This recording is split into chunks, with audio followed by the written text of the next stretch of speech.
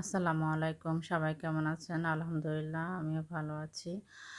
ইফতারিতে সবসময় একরকম খাবার ভালো লাগে না। তাই একেক দিন একেকটি তৈরি করি আমি।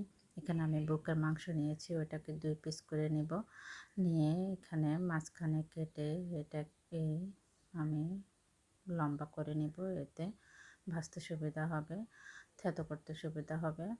তারপরে আপনাদের মনে কারো উপর যদি রাগ থাকে, অভিমান থাকে, ওটা মনে করে ওই ইচ্ছে মতো শিল দিয়ে এটাকে থেতো করে নেবেন। বাস এই যে আমার হয়ে গেল থেতো করা। এখন আমি এখানে দিয়ে দিয়েছি সয়া সস ১ চামচ। তারপরে দিয়ে দিচ্ছি পরিমাণ মতো গোলমরিচ, তারপরে পরিমাণ মতো লবণ। এখানে লবণটা বুঝে দিবেন কারণ সয়া সসেও লবণ থাকে। অল্প পরিমাণে মরিচ গুঁড়া, হলুদ গুঁড়া, জিরা গুঁড়া, ধনিয়া গুঁড়া, আর সাথে দিয়ে দিব অল্প পরিমাণে গরম মশলা গুঁড়া। সব একসাথে দিয়ে এখানে আমি ১ টুকরো লেবু নিয়েছি, লেবুর রসটি চটকিয়ে দিব। সাথে এখানে আদা রসুনের পেস্ট তৈরি করে রেখেছিলাম, ওইটা দিয়ে ভালোভাবে মেখে এখানে ১ চামচ কর্নফ্লাওয়ার দিয়ে দিব।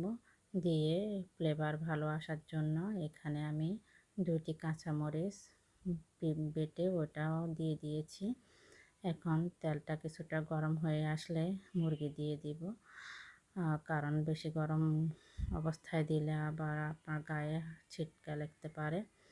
সেজন্য এখন কিছুটা ভাজা হয়ে আসলে আমি উল্টিয়ে নিব। তৈরি হয়ে গেল আমার ফ্রাইড রাইস আর চিকেন।